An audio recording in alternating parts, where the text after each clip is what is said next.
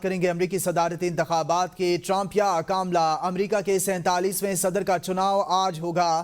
Election میں کاملا Harris اور Trump کے درمیان کانٹے کا مقابلہ متوقع۔ مختلف رائے شماریوں میں کاملا ہیرس کو صرف 1 پوائنٹ کی برتری حاصل۔ دونوں امیدواروں کی توجہ پانسا پلٹنے والی ریاستوں پر مرکوز۔ 47% ووٹرز ٹرمپ، 48 کا کاملا ہیرس کے حامی ہونے کا دعویٰ۔ امریکی میڈیا کے مطابق سوئنگ ریاستوں میں ٹرمپ کاملا ہیرس کو لیڈ کر رہے ہیں۔ 5 سوئنگ ریاستوں میں ٹرمپ، 2 میں کاملا ہیرس آگے۔ امریکہ میں موجود مسلمانوں میں سے 57% آبادی الیکشن میں حصہ لینے کی اہل، 26% مسلمان ووٹ ڈالنے کے اہل نہیں، 15% ووٹ ڈالنے سے انکاری ہیں۔ غزہ اور لبنان جنگ پر امریکی موقف کے سبب مسلمان بیلٹ سے دور ہونے لگے۔ جنوبی ایشیائی برادری میں کاملا ہیرس کو پذیرائی حاصل۔ عرب کمیونٹی میں ٹرمپ کا اثر و رسوخ زیادہ۔ پاکستانی امریکن گروپ کا ٹرمپ کی حمایت کا اعلان۔ امریکی صدر بننے کے لیے امریکہ میں پیدا ہونا، 35 سال عمر ہونا اور 14 سال تک امریکہ میں رہائش پذیر ہونا ضروری۔ یہ بھی لازم ہے کہ صدر بننے کے امیدوار کے والدین بھی امریکی شہری ہوں۔ امریکی انتخابات سے قبل ڈالر کی بے قدری۔ امریکی ڈالر متعدد یورپی اور ایشیائی کرنسیوں کے مقابلے میں گر گیا۔ ڈالر یورو کے مقابلے میں 0.76% گر گیا۔ عالمی معاشی تجزیہ کاروں کے مطابق امریکی انتخابات کا اثر عالمی معیشت پر پڑے گا۔ سرمایہ کار انتخابات سے قبل احتیاط برتنے کی کوشش کر رہے ہیں۔ امریکی عدالت کا اہم فیصلہ۔ دنیا کے امیر ترین شخص ایلن مسک کو اپنے ووٹرز میں پیسے تقسیم کرنے کی اجازت دے دی۔ عدالتی حکم کے بعد ایلن مسک ووٹرز میں روزانہ $10 لاکھ تقسیم کر سکیں گے۔ فیلاڈیلفیا کے ڈسٹرکٹ اٹارنی نے ایلن مسک پر ووٹرز کو متاثر کرنے کا مقدمہ دائر کیا تھا۔ محکمہ انصاف کا کہنا ہے کہ پیسوں کی تقسیم سے وفاقی انتخابی قوانین کی خلاف ورزی ہو سکتی ہے۔ ایلن مسک ڈونلڈ ٹرمپ کی حمایت میں ہر روز ایک ووٹر کو $10 لاکھ دے رہے ہیں۔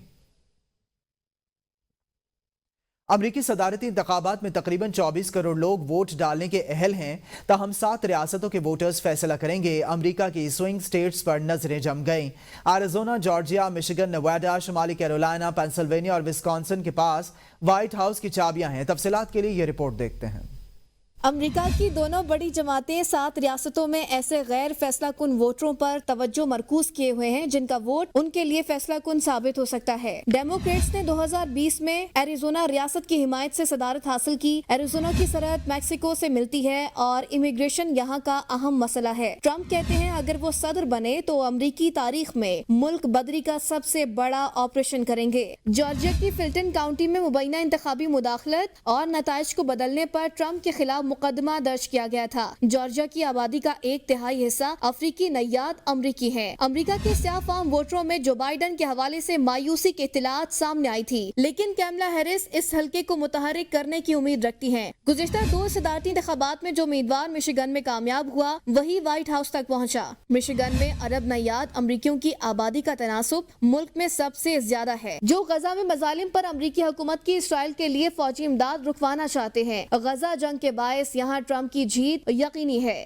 نیو اڈا کی ریاست نے گزشتہ کئی صدارتی انتخابات میں ڈیموکریٹس کو ووٹ دیا، لیکن اس بار یہاں ریپبلکنز کی طرف جھکاؤ کے آثار ہیں۔ بے روزگاری یہاں کا اہم مسئلہ ہے۔ ٹرمپ نے دوبارہ برسر اقتدار آنے پر سب کے لیے کم ٹیکس اور کم ضوابط کے ایجنڈے کی بحالی کا عزم ظاہر کیا ہے۔ کیملا ہیرس کی نامزدگی کے بعد شمالی کیرولینا میں مقابلہ سخت ہو گیا ہے۔ ٹرمپ نے 2020 میں شمالی کیرولینا میں کامیابی حاصل کی، لیکن فرق 70,000 ووٹوں کا تھا۔ پینسلوینیا میں ٹرمپ پر قاتلانہ حملہ ہوا تھا۔ 2020 کے انتخابات میں جو بائیڈن نے یہاں سے کامیابی حاصل کی تھی۔ دیگر ریاستوں کی طرح یہاں بھی معیشت سب سے اہم مسئلہ ہے۔ ہر 8 میں سے 1 شخص غذائی بحران کا شکار ہے۔ امریکہ میں شدید مہنگائی کی وجہ سے کیملا ہیرس کی انتخابی مہم متاثر ہو سکتی ہے۔ بی جے اسٹیٹ کہلائی جانے والی ریاست وسکونسن نے 2016 اور 2020 میں اسی شخص کا انتخاب کیا جو امریکی صدر بنا، مگر یہاں کانٹے کا مقابلہ رہا اور جیتنے والے امیدوار کو صرف 20,000 سے کچھ زیادہ ووٹ ملے۔ ٹرمپ کہتے ہیں اگر ہم وسکونسن سے جیتے تو پورا الیکشن جیت جائیں گے۔ امریکہ میں صدارتی الیکشن منگل کے دن کیوں ہوتے ہیں؟ امریکہ میں ہر 4 سال بعد صدارتی انتخابات ہوتے ہیں، لیکن الیکشن کا دن ہمیشہ ایک ہی رہتا ہے جو منگل ہے۔ وجہ کیا ہے؟ جانیں گے اس رپورٹ میں۔ امریکہ کی آزادی کے بعد 1788 میں ہونے والے پہلے صدارتی الیکشن کے بعد 1800 کی ابتدائی دہائیوں تک ریاستیں 34 دن کے دورانیے میں کسی بھی دن الیکشن کرا سکتی تھیں اور اس کے لیے کوئی ایک دن مقرر نہیں تھا، لیکن اس کی وجہ سے کئی مسائل پیدا ہوئے تھے۔ ابتدائی نتائج دیگر ریاستوں کی رائے عامہ کو متاثر کرتی تھی، اس لیے کانگریس نے 1845 میں قانون سازی کر کے نومبر میں پہلے پیر کے بعد آنے والے منگل کو انتخاب کا دن مقرر کر دیا۔ 19ویں صدی تک امریکہ میں شامل ریاستوں کی زیادہ تر آبادی زراعت سے وابستہ تھی۔ کاشتکار بدھ کو اپنی اجناس اور پیداوار منڈیوں میں فروخت کرنے جاتے تھے۔ اتوار کو زیادہ تر آبادی چرچ جاتی تھی، اسی وجہ سے الیکشن کے لیے منگل کو مناسب ترین دن سمجھا گیا۔ امریکی کانگریس کی جانب سے الیکشن کے لیے مہینے کا انتخاب کرتے ہوئے بھی کاشتکاروں کی مصروفیات مد نظر رکھی گئی۔ موسم بہار اور گرما میں فصل کی بوائی کا موسم ہوتا ہے، جبکہ گرمی کے اختتام اور خزاں کے ابتدائی دنوں میں فصلوں کی کٹائی اور پیداوار حاصل کی جاتی ہے۔ اس لیے پولنگ کے لیے نومبر کو سب سے مناسب مہینہ سمجھا گیا۔ آج امریکہ میں زراعت سے وابستہ خاندان آبادی کا صرف 2% ہے، لیکن نومبر کے پہلے پیر کے بعد آنے والے منگل کو الیکشن ڈے کی روایت آج بھی برقرار ہے۔ امریکہ کے صدارتی انتخابات میں عوام کی جانب سے زیادہ ووٹ حاصل کرنے والا امیدوار ضروری نہیں کہ ملک کا نیا صدر بنے، کیونکہ امریکہ میں صدر کا انتخاب براہ راست عام ووٹر نہیں کرتے، بلکہ یہ کام الیکٹورل کالج کا ہے۔ الیکٹورل کالج کیا ہے، جانیں گے اس رپورٹ میں۔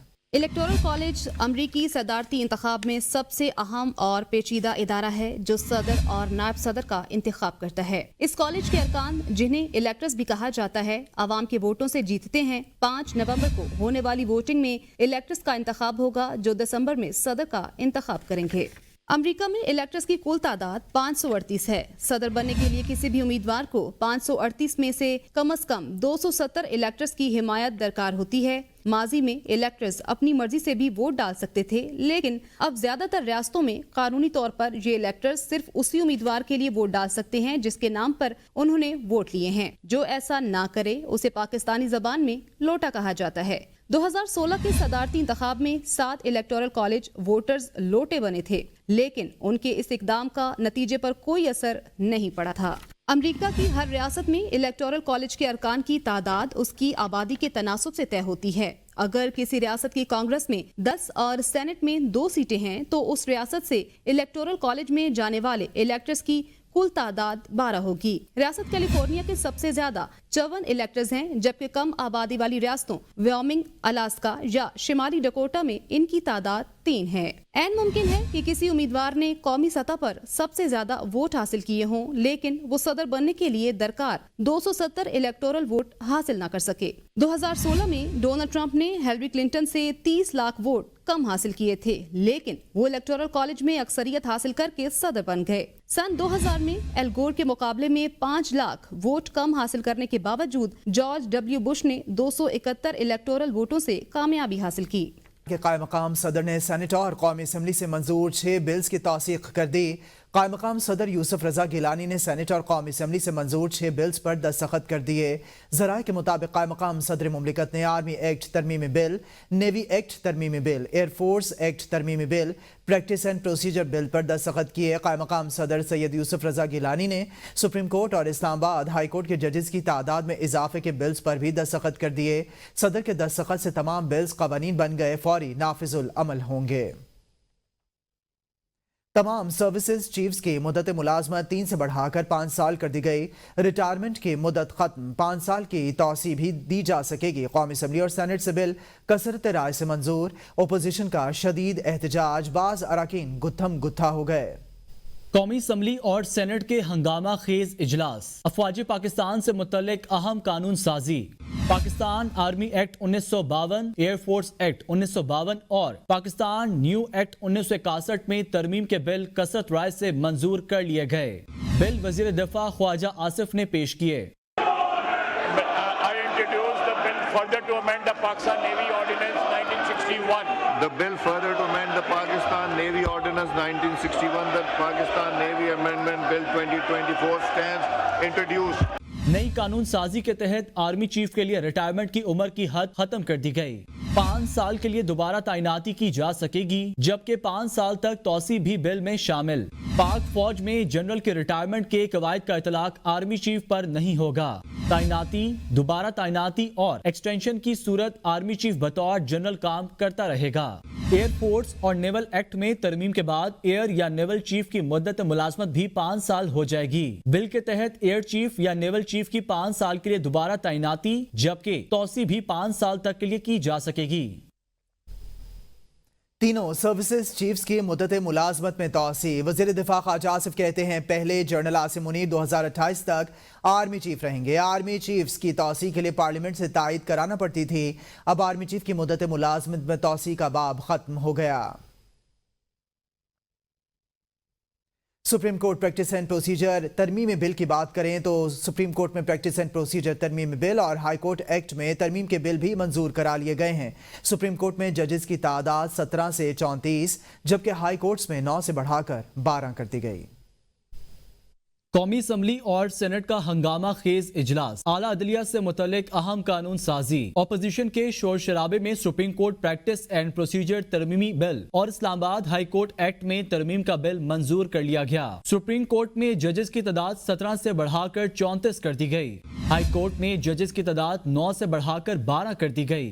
प्रैक्टिस एंड प्रोसीजर एक्ट के मुताबिक सुप्रीम कोर्ट में मौजूद आईनी मामलात, अपीलें और नजरसानी दरख्वास्त आईनी बेंच निपटाएगा।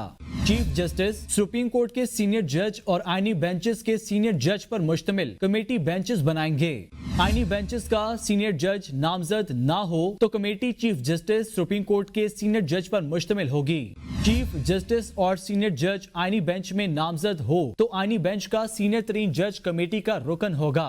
कोई रुकन इनकार करे तो चीफ जस्टिस किसी और आईनी बेंच के रुकन को कमेटी का रुकन नामजद कर सकेंगे। चीफ जस्टिस कमेटी इजलास तलब करेंगे। आईनी बेंच में जज की दस्तयाबी पर तमाम सूबों से जजेस की बराबर तादाद होगी। विफाकी वजीर आजम नजीर तारड़ ने कहा है कि सोच विचार के बाद सुप्रीम कोर्ट के जजेस की तादाद बढ़ाकर 34 तक कर दी गई है।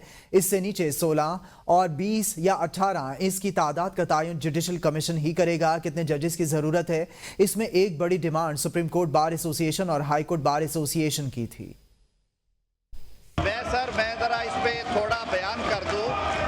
ये इस अमेंडमेंट के जरिए जो नंबर ऑफ जजेस है सुप्रीम कोर्ट में, इसे अप टू 34 किया जा रहा है। अभी हमारे पास 16 जजेस है। हो सकता है पहली फेज में 6 की जरूरत पड़े या 8 की जरूरत पड़े, तो टाइम टू टाइम ये जो नंबर है ये इंक्रीज डिक्रीज होता रहेगा। We have left it open for the judicial commission of Pakistan. हुकूमत इतनी अहम कानून साजी कर रही है, ऐसे इसको मुतनाज़ा ना बनाया जाए। चेयरमैन पीटीआई बैरिस्टर गौहर कहते हैं तमाम सर्विसेज चीफ्स के हवाले से ये बहुत अहम जिम्मेदारियां हैं। बिल पर बाकायदा बहस होनी चाहिए थी। मजीद कहा पीटीआई बिल के खिलाफ कोई एहतजाज नहीं करने जा रही। ये आइन और कानून की सरीखन खिलाफ वर्जी हुई है। आइन के जो रूल्स है इनकी खिलाफ वर्जी है, हम उसकी मजम्मत करते हैं। जिस तरीके से कानून सुप्रीम कोर्ट ने एक डिटेल जजमेंट दे दी जिसमें कोसा साहब भी थे और detail judgment justice Mansoor Ali Shah साहब की थी, और उन्हें कोई गाइडलाइंस दी और कहते कानून साजी करे। जो हम स्टेटमेंट दे रहे हैं वो ये दे रहे हैं कि जिस तरीके से कानून साजी की गई ये कानून साजी ही गलत है। मौलाना फजल रहमान ने इंसदाद दहशतगर्दी एक्ट को सिविल मार्शल लॉ करार दे दिया। कहा पीपल्स पार्टी और नून लीग जमहूरियत का गला घोंट रही हैं। हुकूमत सोचे कि 26वीं आईनी तरमीम के किन शिकों को वापस लिया गया। क्या आज का तरमीमी एक्ट 26वीं तरमीम के मनाफी नहीं है? आज दूसरी तरफ से एक्ट पास करके इदारे को सिविलियन मामलात में इख्तियारात दे रहे हैं। ऐलान करता हूँ ना किसी गैर शरई फैसले ना ही अहकामात पर अमल दरामद का पाबंद हूँ। हम ऐसे फैसलों को कबूल नहीं करते। बेतहाशा इख्तियारात दे देना कि पाकिस्तान पीपल्स पार्टी और पाकिस्तान मुस्लिम लीग नून जो जमहूरियत के अलमबरदार, आज वो एक ऐसा एक्ट पास कर रहे हैं कि जो अपने ही हाथों से जमहूरियत के चेहरे पर कालक मलक रहे हैं। कि 26वीं तरमीम में हुकूमत सोचे कि 26वीं तरमीम में किन किन शिकों को वापस लेने पर वो आमादा हुई। क्या ये नया एक्ट 26वीं तरमीम की रूह के मुनाफी नहीं है? अपने 26वीं तरमीम में वो सारे किरदार वापस ले लिए कि जिससे हमारे आर्म्ड फोर्सेस को सिविल के अंदर इख्तियारात में इजाफा मिल रहा था। ये एक सिविल मार्शल लॉ मुल्क पे कायम करने के मुतरादिफ होगा। وزیر اعظم کے مشیر رانا ثناءاللہ کہتے ہیں اپوزیشن کو چاہیے تھا کہ آج قومی اسمبلی میں اپنی ترامیم پیش کرتی. اسپیکر نے اپوزیشن کو کہا کہ بیٹھ کر بات سنیں, بعد میں آپ کی بھی سنی جائے گی. اپوزیشن کے حوالے سے آپ کو یہ بھی بتائیں کہ اپوزیشن قومی اسمبلی میں بات کرنے کے موڈ میں ہی نہیں تھی, ایسا کہا. رانا ثناءاللہ نے کہا کہ یہ کہتے ہیں کہ قانون کا جب غلط استعمال ہوگا تو تب بات کریں گے. اپوزیشن کو ٹائم دیے بغیر بل بلڈوز کیے گئے. اپوزیشن لیڈر عمر ایوب کہتے ہیں کہ سروسز چیفز کی مدت میں توسیع سے بہت سے افسران کی حق تلفی ہوگی. یہ ترمیم حکومت اور فوج کے لیے اچھی نہیں. یہی قوانین شہباز شریف اور پیپلز پارٹی کے خلاف استعمال ہوں گے. پی پی پی اور نون لیگ کے پاس بھاگنے کا راستہ نہیں ہوگا. آرمی چیف کی تعیناتی سے متعلق بے یقینی کو ختم کیا گیا. یہ قانون سازی کسی ایک شخص کے لیے نہیں کی گئی, ترمیم اچانک نہیں لائی گئی, اس پر مشاورت جاری تھی. وفاقی وزیر اطلاعات کہتے ہیں قانون سازی پر پیپلز پارٹی کو اعتماد میں لیا گیا. ہم اپوزیشن کو بات کرنے کا موقع دینا چاہتے تھے. قومی اسمبلی اجلاس کے دوران اتتارڑ اور اپوزیشن اراکین آمنے سامنے ایک دوسرے کے خلاف نعرے بازی اور کاغذ اچھالتے رہے. وفاقی وزیر اطلاعات اتتارڑ قومی اسمبلی میں پنکی, گوگی اور کپتان لوٹ کے کھا گئے پاکستان کے نعرے لگاتے رہے. وزیر اطلاعات کے نعروں کے بعد اپوزیشن اراکین بھی سامنے آ گئے اور انہوں نے جوابی نعرے لگائے. بتائیں مڈل ٹیمپل ان لندن کے باہر 29 اکتوبر کو پاکستان ہائی کمیشن کی گاڑی پر دھاوا بولنے کے معاملے پر اہم پیش رفت. برطانوی پولیس نے مقدمہ درج کر کے معاملے کی باضابطہ تحقیقات کا آغاز کر دیا. سفارتی ذرائع کے مطابق معاملے کو برطانیہ کے اعلیٰ ترین سفارتی حکام کے ساتھ اٹھائے جانے کے بعد مقدمہ درج کیا گیا. سفارتی گاڑی میں سابق چیف جسٹس قاضی فائز عیسیٰ اور ان کی اہلیہ سوار تھے. سفارتی ذرائع کے مطابق معاملے کی تحقیقات مقامی قوانین کے مطابق کی جائیں گی. ایران کے وزیر خارجہ عباس عراقچی پاکستان پر دورہ اسلام آباد کے لیے پہنچے ہیں. ایرانی وزیر خارجہ کے اسلام آباد آمد پر ایرانی سفیر اور پاکستانی وزارت خارجہ کے حکام نے استقبال کیا. ایرانی وزیر خارجہ عباس عراقچی وزیر اعظم شہباز شریف اور وزیر خارجہ اسحاق ڈار سے الگ الگ ملاقاتیں کریں گے. ملاقاتوں میں پاک ایران تعلقات اور مشرق وسطیٰ کی صورتحال پر غور ہوگا. عراق کے وزیر اعظم پاکستان پہنچے ہیں, آپ کو اس حوالے سے اپڈیٹ کریں. ایرانی وزیر خارجہ کے اسلام آباد آمد ہوئی ہے. ایران کے وزیر خارجہ عباس عراقچی اسلام آباد پہنچ گئے ہیں, آپ کو اس حوالے سے اپڈیٹ کریں. ایرانی وزیر خارجہ کی پاکستان آمد ہوئی ہے. ایرانی وزیر خارجہ کی اسلام آباد آمد کے حوالے سے آپ کو اپڈیٹ کریں. ایرانی وزیر اعظم عباس عراقچی کے حوالے سے آپ کو یہ بتا رہے ہیں کہ وہ پاکستان میں اسلام آباد پہنچ گئے ہیں. آپ کو بتائیں کہ ایران کے وزیر خارجہ عباس عراقچی پاکستان پہنچ گئے ہیں. وزیر اعلیٰ پنجاب مریم نواز کو سفیر کی اور سفر کے حوالے سے بتائیں کہ اجازت نہیں مل سکی. مریم نواز آج رات علاج کے لیے لندن روانہ ہو جائیں گی. مریم نواز نے طبیعت ناساز ہونے پر شریف میڈیکل سٹی میں طبی معائنہ کرایا. اسپتال ذرائع کے مطابق مریم نواز کو تھائرائیڈ کا مسئلہ ہے, جبکہ ڈاکٹرز کی ہدایت پر مریم نواز کا آپریشن کیے جانے کا امکان بھی ظاہر کیا جا رہا ہے. ذرائع کے مطابق مریم نواز کا دورہ لندن ایک ہفتے پر محیط ہوگا. مریم نواز اور نواز شریف لندن سے پاکستان اکٹھے واپس آئیں گے. وزیر اعلیٰ خیبر پختونخوا الیمین گنڈاپور نے کہا ہے کہ پی آئی اے کو کوڑیوں کے بھاؤ نہیں بیچنے دیں گے. پشاور میں میڈیا سے گفتگو کرتے ہوئے انہوں نے کہا کہ پی آئی اے کو سستے داموں بیچ کر خود خریدار بنتے ہوئے قومی ایئر لائن کی بولی میں جہاز تک جانا پڑا. ہم چندہ ڈال کر بھی پی آئی اے کو خریدیں گے, لیکن انہیں نہیں خریدنے دیں گے. ہم پی آئی اے کو خرید کر اسی نام سے چلائیں گے. یہ نظام مزید تباہی کی طرف چل رہا ہے. فائنل کال دے کر پورے پاکستان کو بند کریں گے. اس مرتبہ سفر پر کفن باندھ کر نکلیں گے.